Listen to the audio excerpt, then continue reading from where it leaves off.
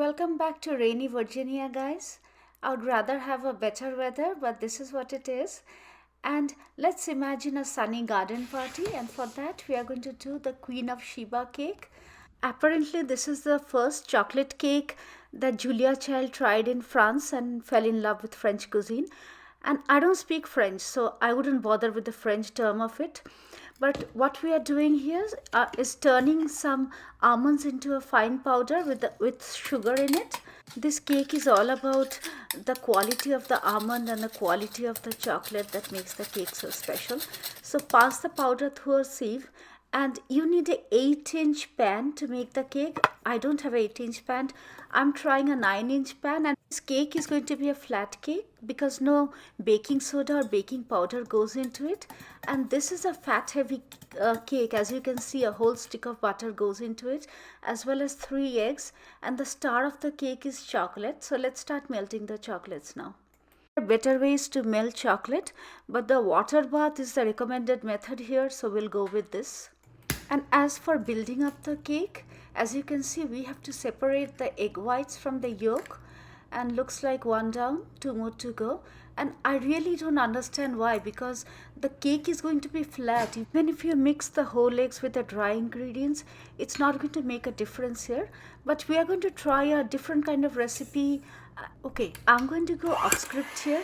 Julia Child whips out the egg whites separately and turns them into soft peaks.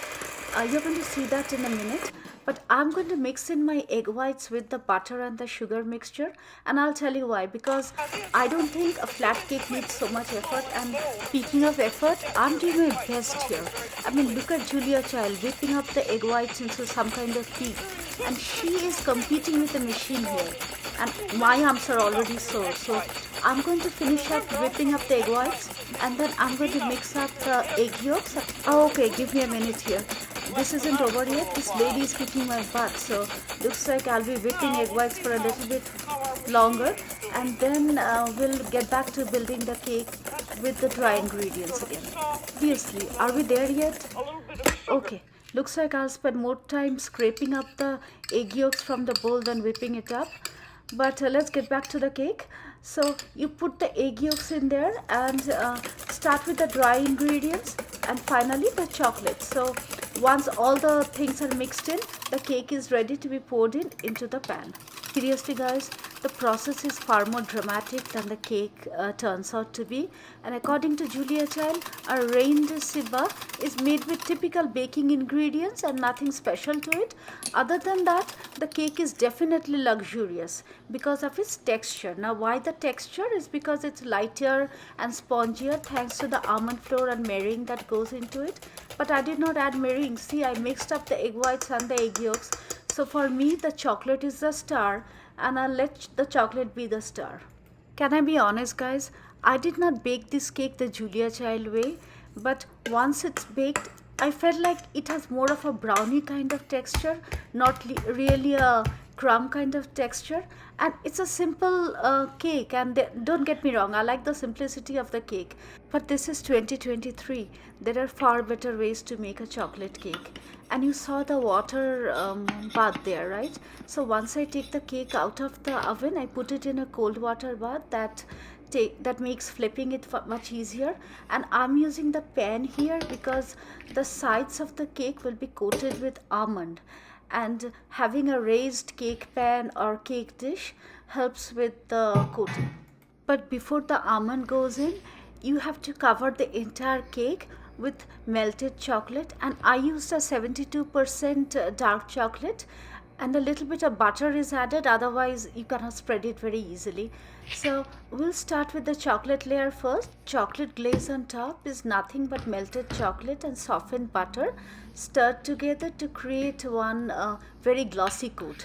And the artful task in decorating the cake is the placement of the shaved almonds on the side. But I used pulverized almond, and I liked it that way because it felt like much more rustic.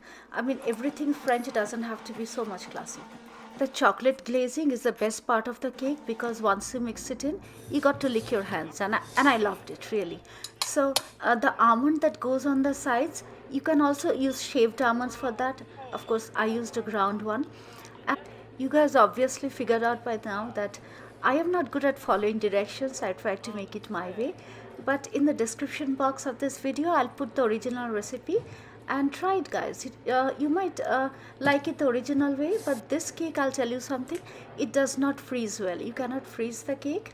I think this cake is best eaten the day it is made, and I didn't wait for 2 hours for it to cool till I had it with my tea, and I loved it. And this has been a long process, but thank you guys for hanging out with me. And I would rather have Julia Child end this video with her famous bon appetit than me saying bye. I hope to see you for the next video, but I gotta go now. I got to eat my cake. For dinner so that you can bake a cake. And that's all for today on The French Chef. This is Julia Child. Bon appetit.